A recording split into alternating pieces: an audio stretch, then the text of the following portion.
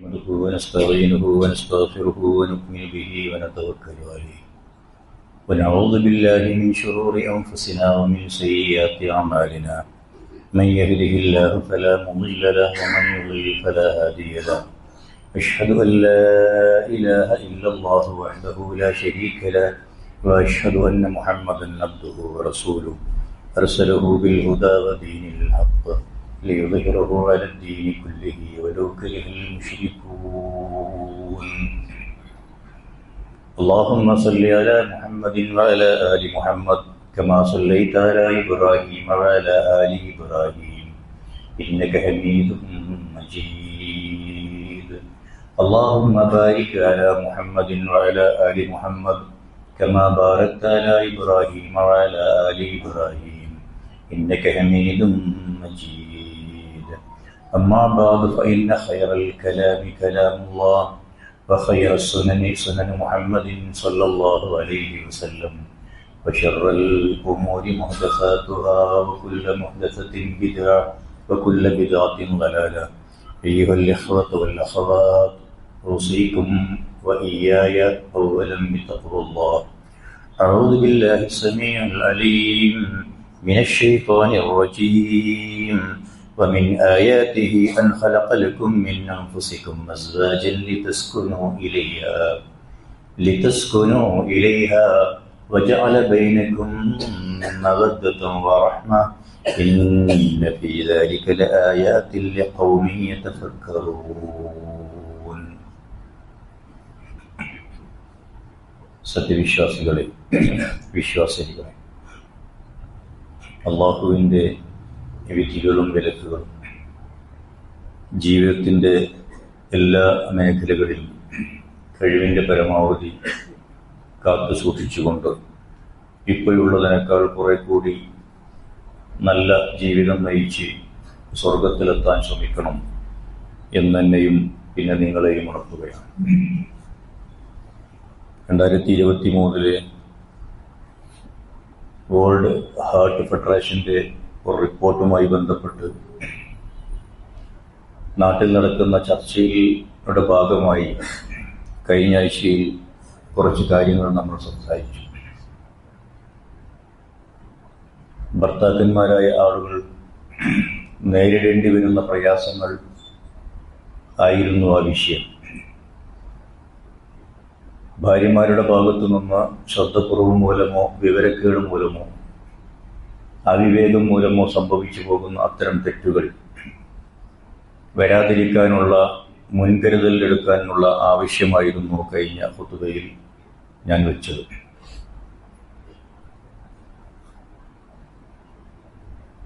ഇക്കാലഘട്ടത്തിൽ കല്യാണം കഴിച്ച് ഒരു മണവാട്ടിയായി കയറിപ്പോകുന്ന പെൺകുട്ടികൾക്ക് സമൂഹത്തിൽ നിന്ന് ഒരു റോൾ മോഡൽസിനെ കാണാൻ ചിലപ്പോൾ സാധിക്കൂല. അതിൽ റോൾ മോഡൽസിന് പങ്കില്ലെങ്കിലും അത് നമുക്ക് പിന്നീട് പറയാം. കാണുന്നതൊക്കെയും നമ്മൾ കഴിഞ്ഞാഴ്ച സൂചിപ്പിച്ച പോലെയുള്ള ചിത്രങ്ങളും രൂപങ്ങളും ഒക്കെയാകുമ്പോൾ അത് തന്നെ അവരുടെ ജീവിതത്തിലും സംഭവിച്ചു പോകുന്നതിൽ കുറ്റപ്പെടുത്തുന്നതിൽ അർത്ഥമില്ല. ഒരു പെൺകുട്ടി പ്രായം തികഞ്ഞ് വിവാഹത്തോടെടുക്കുന്ന സന്ദർഭങ്ങളിൽ മാതാപിതാക്കൾക്കും സമൂഹത്തിൽ നിന്നുമൊക്കെ ചില ഉത്തരവാദിത്തങ്ങളുണ്ട്. ആ ഉത്തരവാദിത്തങ്ങൾ അവളെ ഒരു നല്ല ഇണയാകാൻ, ഭാര്യയാകാൻ പ്രാപ്തയാക്കാൻ പറ്റുന്ന രൂപത്തിലുള്ള ഉപദേശങ്ങൾ നൽകുക എന്നതാണ്. അള്ളാഹുവിൻ്റെ കിതാബിൽ നമുക്ക് എപ്പോഴും പരിചയമുള്ള, പലപ്പോഴും കേൾക്കുന്ന നിക്കാഹിൻ്റെ ഖുതുബകളിൽ സ്ഥിരം വരാറുള്ള ഒരു ആയത്താണ് ഇപ്പൊ നിങ്ങൾ കേട്ടത്. ബിൻ ആയാതിഹി അൻ ഖലഖ ലക്കും മിൻ അൻഫുസികും അസ്വാജൻ ലിതസ്കുനു ഇലൈഹ. നിങ്ങളെ നിങ്ങളുടെ കൂട്ടത്തിൽ നിന്നുള്ള ഇണകളായി നിങ്ങൾക്ക് വേണ്ടി ഇണകളെ സൃഷ്ടിച്ചു എന്നത് അള്ളാഹുവിൻ്റെ ആയത്തുകളിൽ ദൃഷ്ടാന്തങ്ങളിൽപ്പെട്ടതാണ്. അഥവാ ഈ പ്രപഞ്ചത്തിന് ഒരു സൃഷ്ടാവുണ്ട്, ഒരു ദൈവമുണ്ട്, ഒരു നിയന്താവുണ്ട് എന്ന് തെളിയിക്കാൻ ആവശ്യമായ രേഖകളിൽ ഒന്നാണ് മനുഷ്യന് വേണ്ടി, നമുക്കൊക്കെ വേണ്ടി അല്ലാഹു സുബ്ഹാനഹു വ തആല നമ്മുടെ കൂട്ടത്തിൽ നിന്നൊരു ഇണയെ മാറ്റി വെച്ചിട്ടുണ്ട് എന്നത്. വജഅല ബൈനകും മവദ്ദത്തൻ വറഹ്മ, അവർക്കിടയിൽ മവദ്ദത്ത്, റഹ്മത്ത് എന്നീ രണ്ട് അറബി പദങ്ങൾ മലയാളത്തിലേക്ക് ട്രാൻസ്ലേറ്റ് ചെയ്യുമ്പം ധാരാളം പറയണം. കാരുണ്യവും അനുരാഗവും സ്നേഹവും ഇഷ്ടവും പ്രണയവും പ്രേമവും ഒക്കെ അല്ലാഹു സുബ്ഹാനഹു വ തആല ഈ ഇണകൾക്കിടയിൽ ഇട്ടുകൊടുത്തു. ഈ ഇണകൾക്ക് എന്തിനാണ് ഇങ്ങനെ ഇണതുണ ബന്ധമുണ്ടാക്കിയത്? ലിതസ്കുനു ഇലൈഹ, ഈ അസ്വാജികൾക്ക് അങ്ങോട്ടും ഇങ്ങോട്ടും പരസ്പരം ശാന്തതയും സമാധാനവും സ്വസ്ഥതയും ഉണ്ടാവാൻ വേണ്ടി. അതാണ് ഇന്ന് ആളുകൾ അന്വേഷിക്കുന്നത്. കടകളിൽ പോയി ലക്ഷങ്ങളോ കോടികളോ കൊടുത്താൽ കിട്ടാവുന്ന ഒരു സാധനത്തിന്റെ പേരല്ല മനസ്സമാധാനം എന്നത്, സന്തോഷം എന്ന സാധനവും. അപ്പൊ ഈ സംഗതികൾ ആളുകൾ അന്വേഷിച്ചുകൊണ്ടേയിരിക്കുകയാണ്. പക്ഷെ ആളുകൾ കൃത്യമായുള്ള അന്വേഷണത്തിൽ അല്ല ഉള്ളത് എന്ന് പ്രവാചകൻ നമ്മളെ പഠിപ്പിക്കുന്നുണ്ട്. ശുദ്ധ ഖുർആൻ സൂറത്ത് തൗബയിൽ 34-35 ആയത്തുകളിലൂടെ ഒരു ഹുക്മ് പറഞ്ഞു. ആ ഹുക്മ് വല്ലദീന യക്നിസൂന അദ്ദഹബ വൽഫിദ്ദ വലാ യുൻഫിഖൂന ഫീ സബീലില്ലാഹ്, സ്വർണവും വെള്ളിയും ഒക്കെ കൂമ്പാരമായി ശേഖരിച്ചു വെക്കുകയും ഒരു നിധിയായി സൂക്ഷിച്ചു വെക്കുകയും എന്നിട്ട് അതിന്റെ നിർബന്ധ വിഹിതമായ സക്കാത്ത് നൽകാതിരിക്കുകയും ചെയ്താൽ ഫബശ്ശിറുഹും, അവർക്ക് സന്തോഷ വാർത്ത അറിയിക്കണം പ്രവാചകരെ, ബിഅദാബിൻ അലീം, വേദനയേറിയ ശിക്ഷയുണ്ടെന്ന്. ആ ശിക്ഷ എന്താണ് എന്ന് 35-ാമത്തെ ആയത്തിൽ ഇങ്ങനെ പറഞ്ഞു. അതൊക്കെ ഇങ്ങനെ നരകത്തിൽ ഇങ്ങനെ പഴുപ്പിച്ച് അവരെ മുതുകിലും ശരീരത്തിന്റെ വിവിധ ഭാഗങ്ങളിൽ ഇങ്ങനെ ചുട്ടു പൊള്ളിക്കുന്ന അവസ്ഥയുണ്ടാകുമെന്ന്. ഈ ആയത്ത് മദീനയിലെ സഹാബത്തിന്റെ സ്വാസ്ഥ്യം കെടുത്തി. അവർ അതിങ്ങനെ പല പല വിധേന ചർച്ച ചെയ്തു. ഉമർ ഇബ്നുൽ ഖത്താബ് റളിയല്ലാഹു തആല അൻഹു അതിന് ഇതിന്റെ ഒരു വിശദീകരണം തേടി പ്രവാചകന്റെ സന്നിധിയിലെത്തി. പ്രവാചകരെ, ഞങ്ങളാകെ പ്രശ്നത്തിലാണ്, വിഷമത്തിലാണ്. ആർക്കാണ് ഇതിൽ നിന്ന് ഇങ്ങനെ രക്ഷപ്പെട്ടു പോകാനൊക്കെ കഴിയുക? ഇത് കുറച്ച് കടുപ്പമേറിപ്പോയി എന്ന രൂപത്തിലാണ് ഈ പ്രതികരണം. അള്ളാഹുവിന്റെ പ്രവാചക തിരുമേനി സല്ലല്ലാഹു അലൈഹി വസല്ലം തിരിച്ചു ചോദിക്കുന്നൊരു ചോദ്യമുണ്ട്. അല്ലെങ്കിൽ എന്തിനാ നിങ്ങൾ ഇങ്ങനെ സ്വർണവും വെള്ളിയും ഒക്കെ കൂമ്പാരമായി കൂട്ടിവെക്കുന്നത്, ശേഖരിക്കാൻ കഷ്ടപ്പെടുന്നത്?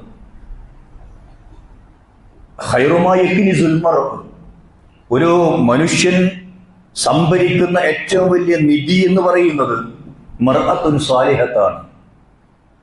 ബാക്കി നമുക്കറിയാം. ഇദാ റഅയ്തഹാ സറത്തുക, നീ അവളെ നോക്കിയാൽ നിന്നെ സന്തോഷിപ്പിക്കുന്ന, നീ പറഞ്ഞാൽ അനുസരിക്കുന്ന, നിന്റെ എല്ലാ സംഗതികളും അവൾ നിന്റെ അഭാവത്തിൽ കാത്തു സൂക്ഷിക്കുന്ന ആ ഹദീസ് അങ്ങനെ പോകുന്നു. നമ്മളെ സംബന്ധിച്ചിടത്തോളം ഈ എല്ലാ ബുദ്ധിയുള്ള ആളുകളും സഅദത്ത് അന്വേഷിക്കുന്നുണ്ട്, സമാധാനം അന്വേഷിക്കുന്നുണ്ട്. ആ സമാധാനം അന്വേഷിക്കേണ്ടത് ഇത്തരത്തിൽ ഉള്ള ഒരു സഹധർമ്മിണിയെ കൂടെ നിർത്തിയിട്ടാണ് എന്ന് അള്ളാഹുവിന്റെ മതം പറയുന്നു. സഹോദരിമാരെ, ഇതാണ് നിങ്ങൾക്ക് ഇസ്ലാം മതം വകവെച്ച് നൽകുന്ന വല്ലാത്തൊരു എന്താ പറയാ സ്ഥാനം. ഇങ്ങനെ മറ്റൊന്നിനെ കുറിച്ചും പറഞ്ഞിട്ടില്ല, മറ്റൊരു മനുഷ്യനെ കുറിച്ചും പറഞ്ഞിട്ടില്ല. ഒരു മനുഷ്യനെ സംബന്ധിച്ചിടത്തോളം ഇദാ വുഫിഖൽ ഇൻസാനു ലിഇംറഅത്തിൻ സാലിഹ ഫീ ദീനിഹാ ഫഅഖ്ലിഹാ ഫഹാദാ ഖൈറു മതാഇ ദുനിയ ലിഅന്നഹു തഹ്ഫളുഹു ഫീ സിർരിഹി വമാലിഹി വവലദിഹി. ഒരു മനുഷ്യന്റെ സ്വകാര്യങ്ങൾ, അയാളുടെ സമ്പത്ത്, അയാളുടെ സന്താനങ്ങളൊക്കെ സൂക്ഷിക്കും ഒരു പെണ്ണ്, നല്ല ഒരു സ്ത്രീ എന്ന്. ഇതാക്കാനത്ത് സ്വാലിഹത്തൻ ഫിൽ അഖ്ൽ അയ്ളൻ, അഖ്ലിന്റെ വിഷയത്തിലും ആ പെണ്ണ് അങ്ങനെ തന്നെയാണെങ്കിലോ, സ്വാലിഹത്താണെങ്കിലോ, നല്ല ചിന്ത, നല്ല ബുദ്ധി, നല്ല കാര്യങ്ങളെ കുറിച്ച് മാത്രം ആലോചിക്കുന്ന അവസ്ഥ. അങ്ങനെ വരുമ്പോ മക്കളെ വളർത്തുന്ന വിഷയത്തിലും വീട് പരിപാലിക്കുന്ന വിഷയത്തിലും അതൊരു മഹാസൗഭാഗ്യമായി മാറും. അതാണ് ഉത്തമയായ ഭാര്യ. ഇങ്ങനെ ആവണമെന്നാണ് ഇസ്ലാം നമ്മളോട് ആവശ്യപ്പെടുന്നത്. ഒരു സ്ത്രീ സൃഷ്ടിക്കപ്പെട്ടത് തന്നെയും ഈ ഒരു ജോലി ഭംഗിയായി നിർവഹിക്കാൻ വേണ്ടി തന്നെയാണ്. സ്വർഗലോകത്ത് ഹവ്വാ ബീവിയെ സൃഷ്ടിക്കുന്നത് ഉമ്മയായിട്ടല്ല, മകളായിട്ടല്ല, സഹോദരിയായിട്ടല്ല, ഒരു ഭാര്യയായിട്ടാണ്, സഹധർമ്മിണിയായിട്ടാണ്, മണവാട്ടിയായിട്ടാണ്. എന്താ പറയാൻ പറ്റുമോ? അവിടെയാണ് ഒരു സ്ത്രീയെ സംബന്ധിച്ചിടത്തോളം ഏറ്റവും നല്ല റോൾ അഭിനയിക്കുവാനുള്ളത്. എന്താണ് ആ റോൾ? ലിതസ്കുനു ഇലൈഹ, രണ്ടു കൂട്ടർക്കും വേണം മനസ്സമാധാനം. അതിനവൾ വധൂതായിരിക്കണം എന്ന് അള്ളാഹുവിന്റെ പ്രവാചക തിരുമേനി പഠിപ്പിക്കുന്ന ഒരു വല്ലാത്ത ഷർത്തുണ്ട്. വധൂതാവണം കല്യാണം കഴിക്കുന്ന പെണ്ണ്. സഹോദരിമാര് വധൂതാവാനുള്ള പരിശ്രമത്തിലാണ്. അങ്ങനെയാണ് അവരുണ്ടാവേണ്ടത്. ഞാൻ നേരത്തെ സൂചിപ്പിച്ച പോലെ ഒരു പെൺകുട്ടിയെ കല്യാണം കഴിച്ചു കൊടുത്തയക്കാൻ നേരത്ത് ഒരു മഹദി, അസ്മാ ബിൻത് ഖാരിയത്തുൽ ഫിസാരി എന്ന് പറയുന്ന ഒരു മഹദി, അവർ ആ കല്യാണം ഉറപ്പിച്ച തന്റെ മകളെ മുന്നിൽ നിർത്തി പറയുന്ന ചില ഉപദേശങ്ങളുണ്ട്. ആ ഉപദേശങ്ങളിലൂടെ നമുക്ക് കടന്നു പോവാം. അവർ പറയുന്ന എന്താന്നോ, ലൗ അന്ന ഇംറഅതൻ ഇസ്താനത് അനി സൗജി ലിഅന അബവൈഹ വശിദ്ദതി ഹാജതിഹിമാ ഇലൈഹ കുന്തി അഅനന്നാസ് അനി സൗജ്. മാതാപിതാക്കൾ സംഭരിച്ചു വെച്ച സമ്പത്ത് മതി ഒരു സ്ത്രീക്ക് എങ്കിൽ, അവരുടെ ജീവിതത്തിന് അത് മാത്രം മതിയെങ്കിൽ, ആവശ്യങ്ങൾ നിറവേറ്റാൻ വാപ്പയും ഉമ്മയും മതിയായിരുന്നുവെങ്കിൽ, മോളെ നിന്റെ വാപ്പയും ഉമ്മയും നല്ല സമ്പത്തുള്ള ആളുകളാണ്.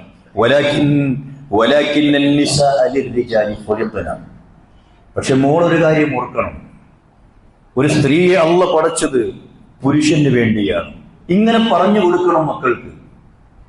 കല്യാണം എന്ന് കേൾക്കുമ്പോഴേക്ക് കുരച്ചു ചാടുന്ന പുതിയ തലമുറക്ക് മുമ്പിൽ പിടിച്ചിരുത്തി, മോളെ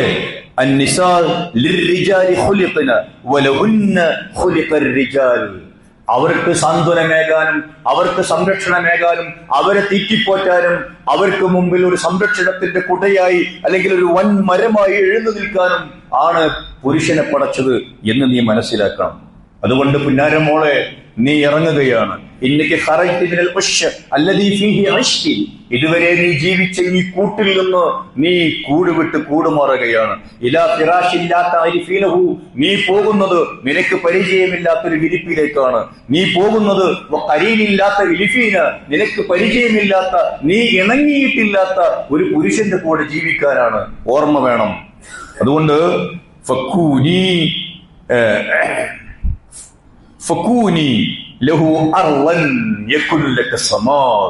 നീ ഒരു ഭൂമിയായി നിന്റെ ഇക്കയുടെ മുമ്പിൽ നിന്ന് കൊടുക്കുകയാണെങ്കിൽ ആ ഇക്ക നിനക്കൊരു ആകാശമായി തണലിട്ട് തരും.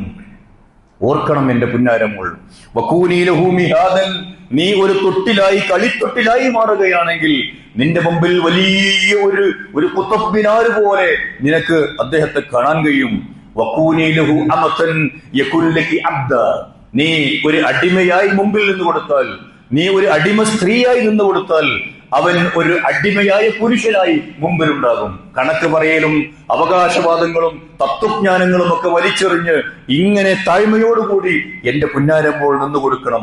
10 കാര്യങ്ങൾ എന്റെ കുട്ടിയെ ഞാൻ ഓർമ്മപ്പെടുത്തട്ടെ. നമ്പർ 1, ഖനാഅത്തോടുകൂടിയുള്ള ഒരു സഹബത്താണ് ഉണ്ടാവേണ്ടത്. കൂടെ താമസിക്കേണ്ടതും കൂടെ ജീവിക്കേണ്ടതും ഖനാഅത്തോടു കൂടിയായിരിക്കണം. ഖനാഅത്തില്ലെങ്കിൽ ഈമാനില്ല. അത് ഇതിന്റെ അവസാനം ഒന്നുകൂടി പറയുമ്പോൾ നിങ്ങൾക്ക് മനസ്സിലാവും. ഖനാഅത്തില്ലെങ്കിൽ ഈമാനില്ല. ഖനാഅത്താണ് ഈമാനിന്റെ ആദ്യപടി, തൗഹീദിന്റെ ആണിക്കല്ല്. അള്ളാഹു വിധിച്ചതാണ് എന്റെ ഇക്കയെ ഇരിക്കൂ. അള്ളാഹുവാണ് എന്റെ ഇണയായി ഇയാളെ തെരഞ്ഞെടുത്തത്. അതുകൊണ്ട് ഇതാണ് അള്ളാഹ് നിശ്ചയിച്ചത് എന്ന ഒരു വിശ്വാസത്തിലേക്ക് ഈ കുട്ടി നിക്കാഹിന് മുമ്പ് ഈ കല്യാണം നിശ്ചയിച്ച അന്ന് വന്നു നിൽക്കേണ്ടതുണ്ട്. വൽ മുആശറ ബിഹുസ്നിത്താ. ഭാര്യാഭർത്താക്കന്മാർക്കിടയിലുള്ള ദാമ്പത്യ ജീവിതമുണ്ടല്ലോ എന്റെ പുന്നാരമോളെ, അത് അങ്ങേയറ്റം സുന്ദരവും മനോഹരവുമായ രൂപത്തിൽ നീ അങ്ങേയറ്റം ഇക്കയെ അനുസരിച്ചുകൊണ്ട് മുമ്പോട്ട് പോകുന്ന അവസ്ഥയാവണം. ഇതാണ് നേരത്തെ പറഞ്ഞ ഒരു വധൂതായ പെണ്ണിന് മാത്രം സാധിക്കുന്ന ഒരു സംഭവം. സ്നേഹം എന്നത് ഒരു കലയാണ് എന്നാളുകൾ പറയാറുണ്ട്. സ്നേഹം എന്നത് പ്രിയപ്പെട്ടവരെ അതൊരു ഈമാനാണ്, ഈമാനിന്റെ ഭാഗമാണ്. സ്നേഹത്തെ ആദർശമായി കാണുന്നു നമ്മളുടെ മതം.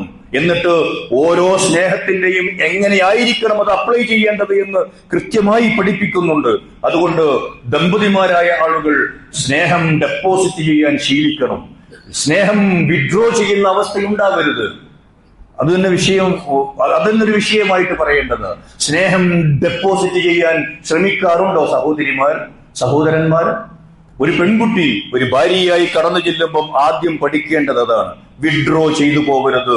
ഞാൻ ബാങ്കിൽ പണം നിക്ഷേപിക്കുന്ന പോലെ എന്റെ ഇക്കയുടെ മനസ്സിൽ സ്നേഹം കൊണ്ട് നിറക്കണം എന്ന ഒരു വാശിയിലായിരിക്കണം പോകേണ്ടത്. B romantic. അതിന് റൊമാൻറ്റിക് ആവുകയല്ലാതെ മറ്റു മാർഗങ്ങളൊന്നുമില്ല. ദുശ്ശാഠ്യക്കാരിയും പിടിവാശിക്കാരിയും വഴങ്ങാത്തവളുമായി ഇങ്ങനെ മുഖം വീർപ്പിച്ച് ഇങ്ങനെ മറ്റുള്ളവർക്ക് വേണ്ടി ഉടുത്തൊരുങ്ങി അണിഞ്ഞൊരുങ്ങി പുറമെ പോകുന്ന പലരും റൊമാൻറ്റിക് മൂഡിലല്ല ഭർത്താവിന്റെ മുമ്പിലുള്ളത്. ഇസ്ലാം വളരെ കണിശമായി പറഞ്ഞ സംഗതികൾ നമ്മൾ കഴിഞ്ഞ ആഴ്ച പറഞ്ഞു. നമുക്കറിയാവുന്ന ഹദീസുകൾ. ആശയം പറഞ്ഞു സമയക്കുറവ് കൊണ്ട്. ഒരു പുരുഷൻ ഒരു സ്ത്രീയെ ഇംഗിതത്തെ സാധിക്കാൻ വേണ്ടി വിളിക്കുന്നു. അടുക്കളയിലെ ജോലി തിരക്കുകൾക്കിടയിലാണെങ്കിൽ പോലും വഴങ്ങണം. അറിയാവുന്ന ഹദീസ്. രാത്രികാലങ്ങളിൽ ഇതിന് വിസമ്മതം പ്രകടിപ്പിച്ചാൽ കഴിഞ്ഞ ആഴ്ച നമ്മൾ ചർച്ച ചെയ്തു, നേരം പുലരുവോളം മലായികത്തിന്റെ ശാപമുണ്ടാകുമെന്ന്.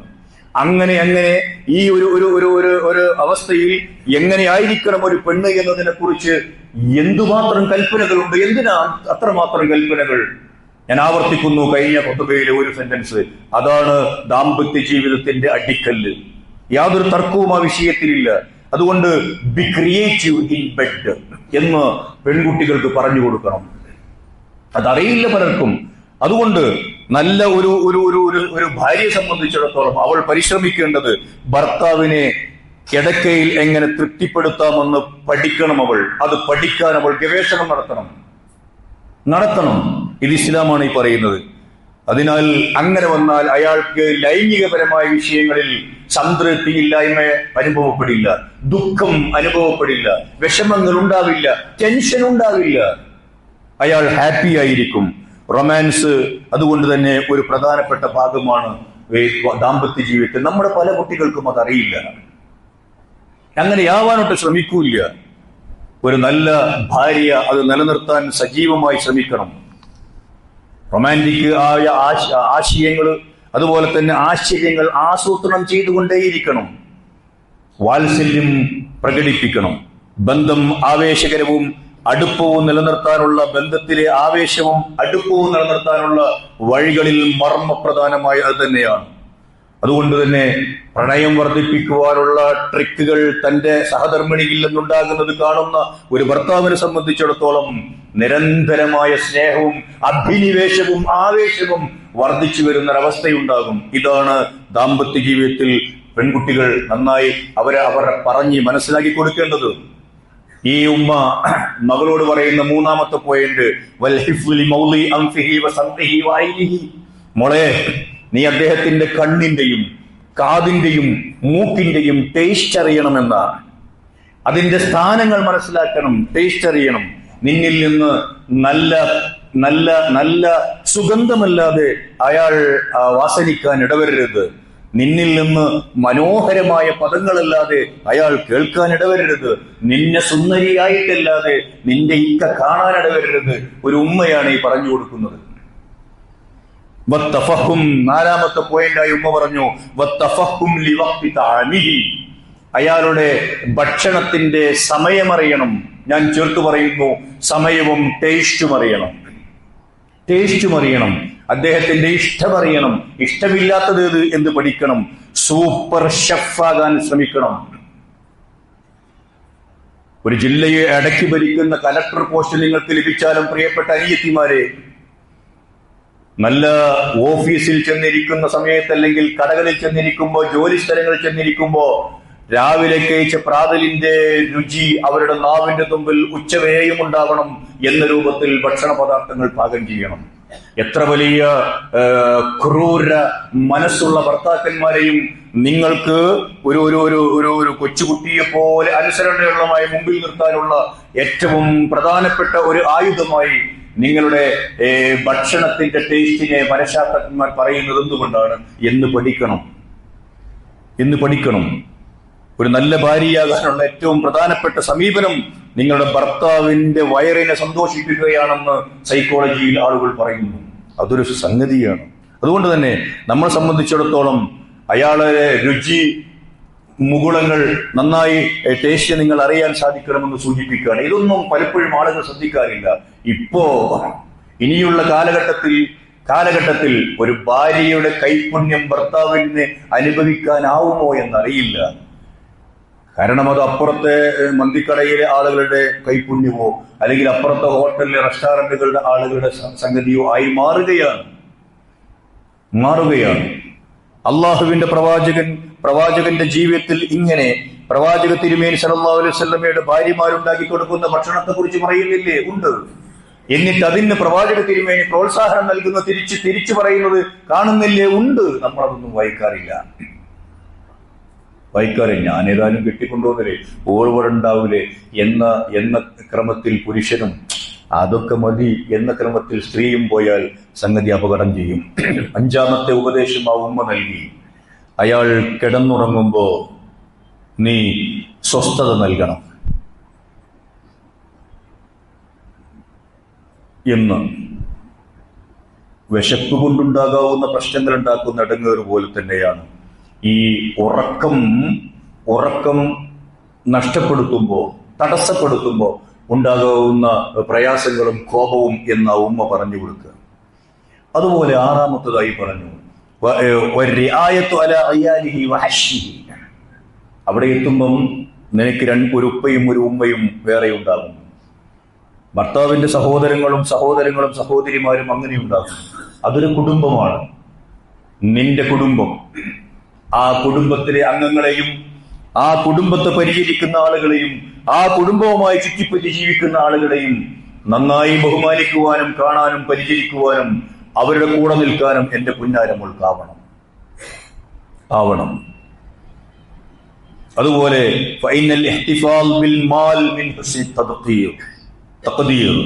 നിന്റെ പ്ലാനിങ്ങിന്റെ ഏറ്റവും നല്ല രൂപമാണ് നിന്റെ ഭർത്താവിന്റെ ഈ പണം എങ്ങനെ കൈകാര്യം ചെയ്യുന്നു എന്നത്, അതിന്റെ പ്ലാനിങ് എന്ന് പറയുന്നത്. അങ്ങനെയുള്ള ഒരവസ്ഥയിൽ കുല്ലുക്കും റാഇൻ വകുല്ലുക്കും മസ്ഊലുൻ അൻ റഅയതിഹി എന്ന് അള്ളാഹുവിന്റെ പ്രവാചകൻ പറഞ്ഞത് വീട്ടിലുള്ള എല്ലാവരോടുമാണ്. നിങ്ങളെല്ലാവരും, കുല്ലുക്കും പുരുഷന്മാരെന്നല്ല, കുല്ലുക്കും റാഇൻ വകുല്ലുക്കും മസ്ഊലുൻ അൻ റഅയതിഹി, വീട്ടിലെ മസ്ഊലുള്ള ചോദ്യം ചോദിക്കപ്പെടുന്ന രൂപത്തിൽ ഉത്തരവാദിത്തമുള്ള ആളുകളാണ് ഓരോരുത്തരും എന്നെന്റെ മോൾ മറക്കരുത്. 7ാമത്തെ പോയിന്റ്, വലാ തഫ്ശീലഹു സിർറൻ, ഒരിക്കലും അദ്ദേഹത്തിന്റെ രഹസ്യങ്ങൾ നിന്നിലൂടെ ചോർന്നു പോകരുത്. A great man's lose his secret എന്നാണല്ലോ മഹാനായ ഒരു മനുഷ്യൻ പറഞ്ഞു വെച്ചത്. വലിയ മനുഷ്യന്മാരുടെ ഏറ്റവും വലിയ നഷ്ടം എന്ന് പറയുന്നത് അയാളുടെ കച്ചവടം പൊളിഞ്ഞു പോകലോ കൃഷി നശിച്ചു പോകലോ ഒന്നുമല്ല, അയാളുടെ സീക്രറ്റ് ചോർന്നു പോകലാണ്. അത് ചോർന്നു പോവാൻ ഒരിക്കലും എന്റെ മോൾ ഇടയാകരുത്. വലാ തഹസീലുഹു അംറൻ, ഒരിക്കലും നീ അയാളെ ധിക്കരിക്കരുത്, നോ എന്ന് പറയണ്ട. അങ്ങനെ വന്നാൽ പിന്നെ നിനക്ക് ഉദർ പറഞ്ഞ് രക്ഷപ്പെടാൻ സാധിച്ചു എന്ന് വരില്ല, പിന്നെ കളവുകൾ അങ്ങനെ പോലും പറയേണ്ടി വരും. വൈൻ അസൈത അംറഹു ഔ അർത സദ്റഹു ഔ അർതി സദ്റഹു, ഈ അനുസരിക്കാതിരിക്കുക എന്ന് പറയുന്നത് മനസ്സിൽ ക്ലേശമുണ്ടാക്കുന്ന സംഗതിയാണ്. അനുസരിക്കേണ്ട ഒരാൾ നമ്മൾ അനുസരിക്കുന്നില്ല, ധിക്കരിക്കുകയാണെങ്കിൽ അത് മക്കൾ മാതാപിതാക്കൾ അനുസരിക്കാതിരുന്നാലും, വിദ്യാർത്ഥികൾ അധ്യാപകരനുസരിക്കാതിരുന്നാലും, ചെറിയ പ്രായത്തിലുള്ളവർ വലിയ ആളുകൾ അനുസരിക്കാതിരുന്നാലും, പ്രജകൾ ഭരണകർത്താക്കളായ ആളുകൾ അനുസരിക്കാതിരുന്നാലും വേദനയുള്ള കാര്യമാണ്. അപ്പൊ വളരെ ഇന്റിമസി കാത്തു സൂക്ഷിക്കേണ്ട രണ്ടാളുകൾക്കിടയിൽ അനുസരണക്കേടുണ്ടായാലോ വലിയ വിള്ളലുണ്ടാകും. സ്നേഹത്തിന്റെ വിഷയത്തിൽ വലിയ വിള്ളലുണ്ടാകും, യാതൊരു തർക്കവുമില്ല. ഞാൻ അനുസരിക്കുന്നതാണ് വലിയ തെറ്റ് എന്ന് വിചാരിച്ചു പോകുന്ന സഹോദരിമാരുണ്ട്. എന്താ അങ്ങനെ? ഞങ്ങൾ അതുപോലെയുള്ള സ്ത്രീയും പുരുഷനും തുല്യമല്ലേ? ഞാനിപ്പോ ഓനനുസരിച്ചു കൊണ്ടെങ്ങനെ ജീവിക്കണം എന്നെന്താ? ഇത് പറഞ്ഞു കൊടുക്കുകയാണ് ആളുകൾ, പിശാചുക്കൾ, മനുഷ്യ പിശാചുക്കൾ. അങ്ങനെ ഒരു പുരുഷന്റെ കീഴിൽ അനുസരണയോടുകൂടി ജീവിക്കേണ്ടവളല്ല നീ സ്വതന്ത്രയാണ്. ആരായത് പറഞ്ഞത്? അങ്ങനെ അനുസരിക്കേണ്ടി വരുമെന്ന് പേടിച്ചിട്ടാണ് സഹോദരിമാർ വിവാഹമേ വേണ്ട എന്ന് പറയുന്നത്. മണ്ടത്തരം, പമ്പരവിഡ്ഢികൾ. എന്താ ഇപ്പം അനുസരിച്ചു പോയാൽ? അതുകൊണ്ട് ഈ ഉമ്മ പറഞ്ഞു കൊടുക്കും, നോക്കൂ നിങ്ങൾ, അത് അയാളുടെ മനസ്സിൽ വലിയ കറയുണ്ടാക്കും, പ്രശ്നങ്ങൾ ഉണ്ടാക്കും. ഇനി ഭർത്താവിന്റെ സ്വകാര്യങ്ങൾ പോകരുതെന്ന് അദ്ദേഹം പറയുന്ന സ്വകാര്യങ്ങൾ അദ്ദേഹത്തിന്റെ വേറെ എന്തെങ്കിലും ജോലി സംബന്ധമായ സംഗതികളോ മാത്രമല്ല, അദ്ദേഹത്തിന്റെ ഒരു സ്വകാര്യ ഇടം നിങ്ങൾ ലംഘിക്കരുത് എന്നുകൂടി നമ്മൾ അർത്ഥം വെക്കുക. ഓരോ ആൾക്കും അയാൾക്ക് സ്വകാര്യമായി ഇരിക്കേണ്ട ചില സമയങ്ങളുണ്ടോ, കഴിഞ്ഞ ആഴ്ച സൂചിപ്പിച്ച പോലെ. അത് അവരുടെ ജോലിയുമായി ബന്ധപ്പെട്ടതോ ഉത്തരവാദിത്തവുമായി ബന്ധപ്പെട്ടതോ ഒക്കെ ആവാം. എല്ലാവർക്കും ആവശ്യമാണ് തനിച്ചായ ചില സമയങ്ങൾ. അത് അത് വകവെച്ചു കൊടുക്കണം എന്നാണ് സൂചിപ്പിക്കുന്നത്. പിന്നെ 8ാമത്തെ കാര്യമായി ഉമ്മ പറഞ്ഞു, അദ്ദേഹം ദുഃഖിച്ചിരിക്കുമ്പോൾ നീ ഒരിക്കലും സന്തോഷിക്കരുത്. അയാൾ ആഹ്ലാദഭരിതനായിരിക്കെ നീ മുഖം വീർപ്പിക്കുകയും അരുത്. രണ്ടുമുണ്ടാവരുത്. ഒന്ന് നിന്റെ ബുദ്ധിശൂന്യതയാണ്, രണ്ടാമത്തത് നിന്റെ മാനേജ്മെന്റിലെ ഏറ്റവും ദുഷിച്ച ഭാഗവുമാണ്. അതുകൊണ്ട് ഭർത്താക്കന്മാരായ ആളുകൾ ആഹ്ലാദഭരിതരായി വീട്ടിലേക്ക് വരുമ്പോൾ അയാൾ ഹാപ്പിയാണ് എന്ന് തോന്നിയാൽ ആ ആഹ്ലാദമൊക്കെ ആ വാതിൽപ്പടിയിൽ ഇല്ലാതെയാക്കാൻ കൽപ്പിച്ചു കൂട്ടി ശ്രമിക്കുന്ന ചില സഹോദരിമാരുണ്ട്. അവർ അതല്ല പ്രാക്ടീസ് ചെയ്യേണ്ടത്. അദ്ദേഹത്തിന്റെ മുഖത്ത് നോക്കിയിട്ട് വാതിൽപ്പടിയിൽ സ്വീകരിക്കുമ്പോ, പൂമുഖത്ത് സ്വീകരിക്കുമ്പോ സ്നേഹം വിടർത്തിയാണ് വാതിൽക്കൽ സ്വീകരിക്കേണ്ടത് എന്നാണല്ലോ കവി പറഞ്ഞത്. അത് നേരെ ശരി. അങ്ങനെ അത് ആ ഒറ്റ നോട്ടത്തിൽ നിങ്ങളുടെ ഭർത്താവ് ഹാപ്പിയാണോ, അതല്ല എന്തോ ഒന്ന് വിഷമമായി കിടക്കുന്നുണ്ടോ എന്ന് പഠിക്കാൻ ഒരു ഭാര്യ തയ്യാറാവുന്നു. മിടുക്കിയായ ഭാര്യയ്ക്ക് അതിന് സാധിക്കും. അങ്ങനെ സാധിച്ചാൽ ആ സന്തോഷമാണ് കാണുന്നെങ്കിൽ അതിന്റെ കൂടെ നിൽക്കണം. ഇവൾ അപ്പോൾ വല്ലാത്ത ടെൻഷൻ അനുഭവിക്കുന്നുണ്ടെങ്കിൽ അത് മറച്ചു വെക്കാം. അയാൾ ടെൻഷനോട് കൂടിയാണ് വരുന്നത് എങ്കിൽ നമ്മൾ ആ സന്ദർഭത്തിൽ അങ്ങേറ്റത്തെ ഹാപ്പി ആയി നിൽക്കുന്ന വളരെ സന്തോഷകരമായ ആഹ്ലാദകരമായ ഒരു ന്യൂസ് അങ്ങോട്ട് കൈമാറാനുള്ള ഒരു സന്ദർഭത്തിലാണ് അദ്ദേഹം സങ്കടത്തോടു കൂടി കയറി വരുന്നെങ്കിൽ ഈ ന്യൂസ് നാളെ പറഞ്ഞാൽ മതി. ഇത് ഇസ്ലാം മതം. അതുകൊണ്ട് നമ്മളെ സംബന്ധിച്ചിടത്തോളം അത്തരത്തിലുള്ള ഭർത്താക്കന്മാരുടെ നേട്ടങ്ങളെ ആഘോഷിക്കാറുണ്ടോ ഭാര്യമാർ? ആഘോഷിക്കുന്ന ഭാര്യമാർ ഏറ്റവും നല്ല ഭാര്യമാർ. ഭർത്താക്കന്മാരുടെ അച്ചീവ്മെന്റ്സിനെ കളിയാക്കുന്നവരാകാതിരിക്കാൻ ഭാര്യമാർ നന്നായി ശ്രദ്ധിക്കും. നല്ല ഭാര്യമാർ മാത്രവുമല്ല, കുട്ടികൾക്ക് മുമ്പിൽ ഉപ്പയുടെ നേട്ടങ്ങളെ കുറിച്ച് കാലിന്റെ പെരുവിരൽ എഴുന്നതുകൊണ്ട് പറയുന്ന ഭാര്യമാർ ഏറ്റവും നല്ല ഭാര്യമാർ. നോക്കടാ ഉപ്പയെ എന്ന് പറഞ്ഞ് ഉപ്പയെ ചൂണ്ടിക്കാണിച്ചുകൊണ്ട് ആവേശത്തോടു കൂടി മക്കളോട് സംസാരിക്കാനാവണം. 9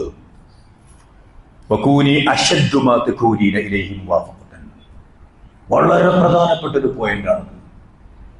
സാമൂഹ്യ ജീവിതത്തിൽ നന്നായി ഇടപെട്ടുകൊണ്ടിരിക്കുന്ന പല ചെറുപ്പക്കാരും കല്യാണം കഴിഞ്ഞതിന് ശേഷം അത്തരം ഫീൽഡുകളിൽ കാണാതെയാകുന്നുണ്ട്, അപ്രത്യക്ഷരാകുന്നുണ്ട്. മരിച്ചുപോയതല്ല, നാട് വിട്ടുപോയതല്ല. അവരുടെ കോളറിന്റെ പിന്നിൽ ശക്തമായ ഒരു കൊളുത്തു വന്നുകൊള്ളതാണ്. ആ കൊളുത്ത് ഭാര്യയുടേതാണ്. വേണ്ട.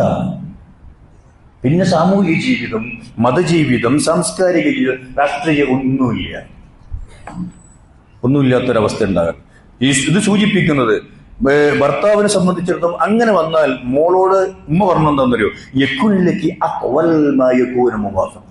ഒരു ഭർത്താവ് ഇങ്ങനെ പോകുന്ന റൂട്ടിൽ അയാളുടെ ജോലി, അയാളുടെ ഉദ്യോഗം, അയാളുടെ ഉത്തരവാദിത്തം, സംഗതികൾ, അയാളുടെ കാഴ്ചപ്പാടുകൾ, ഹറാമല്ലാത്ത വിഷയങ്ങളിൽ ഒരു ഭാര്യയുടെ നല്ല സപ്പോർട്ട് ലഭിക്കുന്നുവെങ്കിൽ, ഓ മോളെ, എന്തുമാത്രം ഉറ്റ ചങ്ങാതിയായി അയാൾ നിന്റെ കൂടെ നിൽക്കും എന്ന് നീ ആലോചിക്കണം. ശരിയല്ലേ? എന്തു പറഞ്ഞാലും ഒരു ഉടക്ക് എന്റെ വക എന്നാണെങ്കിലോ വല്ലാത്ത മാനസികമായ അടുപ്പം കുറയും. ഇതെന്താ ഇങ്ങനെ? കൊസ്രാങ്കുള്ളിയായല്ല മുമ്പിൽ നിൽക്കേണ്ടത്. അങ്ങനെ ആവാതിരിക്കും നല്ല ഭാര്യമാർ. അങ്ങനെയുള്ള ഭാര്യമാരെയാണ് നമ്മൾ ഉണ്ടാക്കി വെച്ചത്. അതുകൊണ്ട് ഭർത്താവിന്റെ ഏറ്റവും മികച്ചത് പുറത്തെടുക്കാൻ ഭാര്യക്കാവണം. ഇയാൾക്ക് ഇനിയും കഴിവുകളുണ്ട്. ആ കഴിവുകൾ ഞാനിങ്ങനെ ബാക്കപ്പ് ചെയ്താൽ മാത്രമാണ് അയാൾ എത്തേണ്ടടുത്ത് എത്തുക. നമ്മളെല്ലാവരും വല്ലാതെ ഊറ്റത്തോടു കൂടി പറയുന്ന ഒരു സംഗതിയുണ്ടല്ലോ, ഒരു പുരുഷന്റെ വിജയത്തിന്റെ പിന്നിൽ ഒരു സ്ത്രീയുണ്ട് എന്ന്. ആ സ്ത്രീ നല്ല ഒരു ഭാര്യ തന്നെയാണ്. അവൾക്ക് കഴിയും. ഞാൻ നേരത്തെ പറഞ്ഞാൽ നിർത്താതിരിക്കുന്ന നല്ല ഒരവസ്ഥയിലേക്ക് ഇസ്ലാമിന്റെ കുടക്ക് കീഴിൽ ജീവിക്കുന്ന തരുണികൾക്കാവുന്നുണ്ട്. അവർ നല്ല ഭാര്യമാർ. എന്റെ ഭർത്താവ് അയാളുടെ സകല ഗ്രൗണ്ടിലും ജയിക്കണം എന്നവൾ ആശിക്കുന്നുണ്ട്. അവൾ നല്ല ഭാര്യയാണ്. അതുകൊണ്ട് തന്നെ പ്രതിബദ്ധതയും പിന്തുണയും പിശുക്കില്ലാതെ ഞാൻ നൽകും എന്ന് അവൾ വിചാരിക്കുന്നുണ്ട്. അതുകൊണ്ട് അവൾ ഒന്നുകൂടി കുടുംബത്തിൽ തന്റെ സ്ഥാനം എത്രമേൽ ശക്തമാണ് എന്ന് ആ പെൺകുട്ടിക്ക് അറിയാം. അതുകൊണ്ട് ആ സപ്പോർട്ട് ലഭിച്ചുകൊണ്ടിരിക്കുന്നു. ഈ സപ്പോർട്ട് നമ്മൾ കഴിഞ്ഞ ആഴ്ച പറഞ്ഞ ഖദീജ ബീവിയുടെ ചരിത്രത്തിൽ നിന്ന് നമ്മൾ പഠിക്കുന്നു. മുസ്ലിം പെൺകുട്ടികൾ പഠിക്കുന്നു സമ്മിലൂനി എന്നത്. നീ പറയുന്നില്ല, കഴിഞ്ഞ ഖുതുബയിലുണ്ട്. മറ്റൊരു രംഗം, പ്രവാചകൻ അതിനുശേഷം വല്ലാതെ ഇടങ്ങാറായി പോയ ഒരു ദിവസമാണ് ഹുദൈബിയ സന്ധി. ഹുദൈബിയയിൽ കരാർ എഴുതി പ്രവാചകനോടൊപ്പം ഉണ്ടായിരുന്ന 1400 സഹാബികൾ മുഴുവനും അള്ളാഹുവിന്റെ പ്രവാചകന്റെ ഒരു ആജ്ഞ, ഒരു കൽപ്പന ലംഘിച്ചു എന്ന് പറയുന്നില്ല. പക്ഷേ അവർ അപ്പടി അനുസരിച്ചില്ല. നിങ്ങൾ ബലിയെറുക്കണം, തലമുണ്ടനം ചെയ്യണം, നമുക്ക് തിരിച്ചു പോവാം. അനുസരിച്ചില്ല. അവർ പ്രയാസപ്പെട്ട മഹാനായ പ്രവാചക തിരുമേനി ടെന്റിലേക്ക് കയറി വന്നു. അവിടെ ഭാര്യയുണ്ട്, ഉമ്മു സലമ റളിയല്ലാഹു തആല അൻഹ. നോക്കൂ നിങ്ങൾ, ഒരു ഭാര്യയുടെ റോൾ അവർക്ക് മനസ്സിലായി. പ്രവാചകന്റെ സങ്കടം. പ്രവാചകരെ, ഞാൻ പറയുന്ന പോലെ ചെയ്തോളൂ, ഒരു പ്രശ്നം ഉണ്ടാവില്ല. നിങ്ങൾ ഈ ടെന്റിൽ നിന്ന് അവരുടെ അടുത്തേക്ക് തിരിച്ചു പോകുന്നു. ചിരിക്കരുത് ആരോടും. പ്രസന്നമായ മുഖമേ ഉണ്ടാകരുത്. കടുപ്പമേറിയ മുഖത്തോടു കൂടി പോകണം. എന്നിട്ട് ആരോടും സംസാരിക്കുന്നു വേണ്ട. എന്താണ് വേണ്ടത്? ബലിയെറുക്കണം. താങ്കളുടെ ബലിമൃഗത്തെ താങ്കൾ അറുക്കൂ. എന്നിട്ട് താങ്കളുടെ ക്ഷുരകനെ വിളിച്ചിട്ട് തലമുണ്ടനം ചെയ്യാൻ ആവശ്യപ്പെടൂ. അതേപോലെ തിരിച്ചു കയറുക. ഷുവർ, ഈ 1400 ആളുകളും അതനുസരിച്ചിട്ടുണ്ടാകും. ഈ ക്രൈസിസ് മാനേജ്മെന്റ് ഒരു ഭാര്യയ്ക്ക് സാധിച്ചാൽ ഭർത്താവിനെ സംബന്ധിച്ചിടത്തോളം എത്രമേൽ ഒന്നുകൂടി അടുപ്പം മനസ്സിലുണ്ടാകും. അങ്ങനെ ചെയ്തു. ആ ക്രൈസിസിൽ നിന്ന് സുന്ദരമായി പ്രവാചകൻ കരകയറി വന്നു. ഇപ്പൊ എങ്ങനെയൊക്കെ ഉണ്ടാകുന്ന ഈ ഒരു അവസ്ഥയിൽ ഈ പ്രവാചക തിരുമേനിയുടെ ചരിത്രം നമ്മൾ പഠിക്കണം. 10ാമത്തെ സംഗതി എന്താന്ന് വെച്ചാൽ, എന്നിഷ്ടം നിന്നിഷ്ടമായി മാറണം മോളെ. അയാളുടെ ഇഷ്ടമാണ് ഭാവിയിൽ നിന്റെ എല്ലാ ഇഷ്ടങ്ങളും, നിന്റെ ഇഷ്ടങ്ങൾ അതിനുവേണ്ടി നീ മാറ്റിവെച്ചു കൊടുക്കുന്ന അവസ്ഥയുണ്ടാവണം. അങ്ങനെ എന്തൊക്കെ പ്രശ്നങ്ങൾ അഭിസംബോധന ചെയ്യേണ്ടി വന്നാലും, അഭിപ്രായ വ്യത്യാസങ്ങൾ ഉണ്ടായാലും സംഗതി, ഇഷ്ടം ഭർത്താവിന്റെ ഇഷ്ടത്തിലേക്ക് മാറ്റിവെക്കുന്ന ഭാര്യമാർ എത്ര നല്ല ഭാര്യമാർ. ഇതൊരു ഉമ്മയുടെ മകൾക്കുള്ള ഉപദേശങ്ങളാണ്. പ്രിയപ്പെട്ട പിതാക്കളെ, നമുക്കുമുണ്ടല്ലോ പെൺമക്കൾ.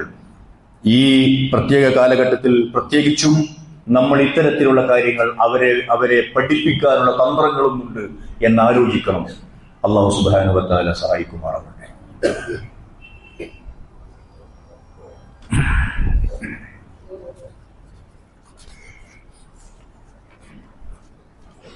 അൽഹംദുലില്ലാഹ് വസ്സലാത്തു വസ്സലാമു അലാ റസൂലില്ലാഹ് വഅലാ ആലിഹി വസഹ്ബിഹി അജ്മഈൻ. അമ്മാ ബഅദ്. അയ്യുഹൽ ഇഖ്വാ വൽ അഖ്വാത്ത് ഉസീകും വഇയ്യായ സാനിയൻ ബിത്തഖ്വല്ലാഹ്. സഹോദരന്മാരെ, സഹോദരികളെ, ദാമ്പത്യ ജീവിതത്തിൽ അള്ളാഹുവിന്റെ നിയമനിർദ്ദേശങ്ങൾ പാലിച്ചുകൊണ്ട് കുറെ കൂടി അടുപ്പവും ഇണക്കവും മുറുക്കവുമുള്ള ബന്ധങ്ങൾ രൂപപ്പെടുത്താൻ കരുതിക്കൂട്ടി ശ്രമിക്കണം എന്ന് എന്നെയും നിങ്ങളെയും ഞാൻ ഒന്നുകൂടി ഉണർത്തുകയാണ്. എന്തുകൊണ്ടാണ് പലരും ഈ ദാമ്പത്യ ജീവിതത്തിൽ തോറ്റുപോകുന്നത് സർ എന്നൊരു ടീച്ചറോടൊരു കുട്ടി ചോദിച്ച ചോദ്യമുണ്ടല്ലോ. അതിന് ആ ടീച്ചർ നൽകിയ ഉത്തരം കറക്റ്റാണ്. ടീച്ചർ നൽകിയ correct. The exam is very simple, but most of them do not write there on exam. They are copying. അതിൽ ചോദ്യങ്ങളൊക്കെ വളരെ ലളിതമാണ് മക്കളെ. പക്ഷേ അവനവന്റെ ചോദ്യങ്ങൾക്കല്ല പലരും ഉത്തരം എഴുതുന്നത്, കോപ്പിയടിക്കുകയാണ്. ഇതിൽ ഈ വാപ്പ എങ്ങനെയാണോ ജീവിച്ചത്, കാക്ക എങ്ങനെയാണോ ജീവിക്കുന്നത്, താത്ത എങ്ങനെയാണോ ജീവിക്കുന്നത് എന്ന് നോക്കരുത്. ഓരോരുത്തരും വ്യത്യസ്തമാണ്. ഓരോ ജീവിതം വ്യത്യസ്തമാണ്. ഓരോന്നും ഓരോ പേഴ്സണാലിറ്റിയാണ്. എൻ്റെ ഭർത്താവ് എൻ്റെതാണ്, എൻ്റെ ഭാര്യ എൻ്റെതാണ്. ഞാനും അവളും തമ്മിലുള്ള ബന്ധത്തിൽ അപ്പുറത്തുള്ള ആളുകൾ കോപ്പിയടിക്കുന്നതിൽ, ലോകത്ത് ആരെയും കോപ്പിയടിക്കുന്നതിൽ ഒരർത്ഥവുമില്ല. അത് വ്യത്യസ്തമാണൊക്കെയും എന്ന് നമ്മൾ മനസ്സിലാക്കണം. ജീവിതമാകുന്ന സ്വന്തം ചോദ്യത്തിന് സ്വന്തം ഉത്തരം എഴുതണം. അതിന് പ്ലാനിങ് എന്ന് വേണമെങ്കിൽ നിങ്ങൾ വിളിച്ചോളൂ. സഹോദരിമാരോട് ഇളം തലമുറയിലെ പ്രിയപ്പെട്ട അനിയത്തിമാരോട്, അതേമാതിരി ദാമ്പത്യ ജീവിതങ്ങൾ തുടങ്ങിപ്പോകുന്ന ആളുകളോടൊക്കെ സൂചിപ്പിക്കാനുള്ളത്, ആ ഫെയറി ടെയിൽ ലോകത്ത് നിന്ന് തിരിച്ചു പോരണം. ഒരുപാട് സങ്കല്പങ്ങൾ, ഒരുപാട് പൂതികൾ, ഒരുപാട് ആഗ്രഹങ്ങൾ. ഭർത്താവ് അങ്ങനെയാവണം, അമ്മോഷൻ കാക്ക ഇങ്ങനെയാവണം, അമ്മായിമ്മ ഇങ്ങനെ ആകാവൂ, വീട് ഇന്നതാവണം, വരുമാനം അത്രയുണ്ടാവണം, കാറ് ഇന്നതാവണം, അങ്ങനെയൊക്കെ ഒരുപാട് ലോകത്ത്. ആ ലോകത്ത് അല്ല ഞാനിപ്പോ ഉള്ളത്. ഞാൻ എൻ്റെ റബ്ബ് അല്ലാഹു സുബ്ഹാനഹു വ തആല എനിക്ക് കണക്കാക്കി നിശ്ചയിച്ചു വെച്ച ഒരുത്തന്റെ കൂടെയാണുള്ളത്. അയാൾക്ക് ഇത്രയൊക്കെയാണുള്ളത്. അയാളുടെ ഉപ്പ ഇതാണ്, ഉമ്മ ഇങ്ങനെയാണ്, അവരുടെ സ്വഭാവം ഇങ്ങനെയാണ്. ഞാൻ നേരത്തെ പറഞ്ഞത് ഒന്നുകൂടി ആവർത്തിക്കട്ടെ. ഓരോരുത്തരും ഓരോ രൂപത്തിലുള്ള സ്വഭാവക്കാരാണ്. അത് ഉൾക്കൊള്ളാൻ പ്രിയപ്പെട്ട അനിയത്തിമാർക്കാവണം. അതാണ് അസ്സഹ്ബ ബിൽ ഖനാഅ എന്ന ഉമ്മ പറഞ്ഞു കൊടുത്ത ആദ്യത്തെ പോയിന്റ്.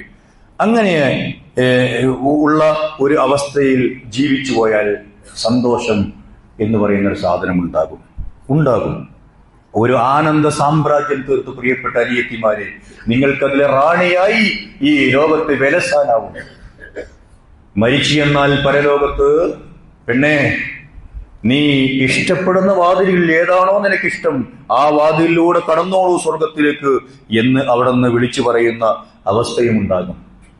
ഇത്രമേൽ സൗഭാഗ്യം ഇസ്ലാമിന്റെ നിയമങ്ങൾ അനുസരിച്ച് കൊണ്ടുപോകുന്ന ഒരു ഭാര്യയ്ക്ക് മാത്രം അവകാശപ്പെട്ടത്. പഠിക്കാൻ തയ്യാറാവുക പ്രിയപ്പെട്ടവരെ. അള്ളാഹു നമ്മെ അനുഗ്രഹിക്കുമാറാവട്ടെ.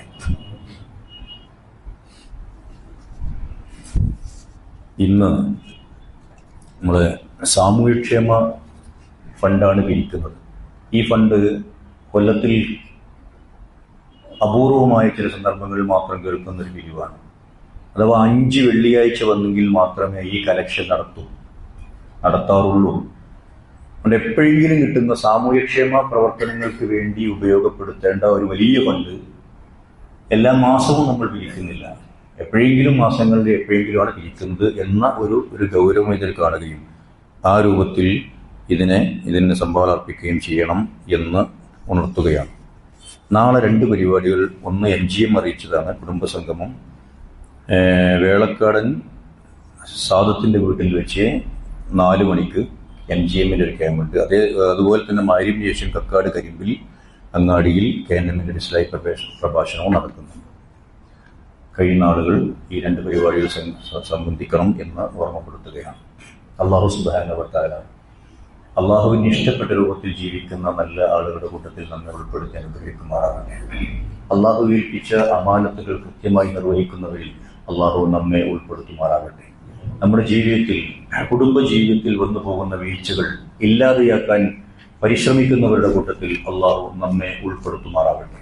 കൂടുതൽ ജീവിതം നന്നാക്കിയെടുക്കാൻ ആവശ്യമായ മേഖലകളെ കുറിച്ച് പഠിക്കുകയും അതിൽ ഇസ്ലാമിന്റെ നിർദ്ദേശങ്ങൾ എന്തുണ്ട് എന്ന് വായിച്ചും പഠിച്ചും മനസ്സിലാക്കിയും ജീവിതത്തെ കുറെ കൂടി നന്നാക്കിയെടുക്കാൻ ഉത്സാഹം കാണിക്കുന്നവരിൽ അള്ളാഹു നമ്മെ ഉൾപ്പെടുത്തി അനുഗ്രഹിക്കുമാറാകട്ടെ. അതിനുള്ള അവസരവും തൗഫീഖും തോന്നിച്ചയും അള്ളാഹു നമുക്ക് നൽകുമാറാകട്ടെ. നമ്മൾ ഇതുവരെ പുലർത്തിപ്പോകുന്ന ദാമ്പത്യ ജീവിതത്തിലെ പ്രയാസങ്ങളും പ്രശ്നങ്ങളും പോരായ്മകളുമൊക്കെ അള്ളാഹു വിട്ടുപുറത്ത് മാപ്പാക്കി തരുമാറാകട്ടെ. നമുക്കെല്ലാവർക്കും നമ്മുടെ ഇണകളിൽ നിന്ന്, സന്താനങ്ങളിൽ നിന്ന് അള്ളാഹു കൺകുളിർന്ന് പ്രദാനം ചെയ്യുമാറാകട്ടെ. നമ്മിൽ നേരത്തെ മരണപ്പെട്ടു പോയവരിൽ നമ്മയും അള്ളാഹു സ്വർഗ്ഗലോകത്ത് ഒരുമിച്ച് ചേർക്കുമാറാകട്ടെ.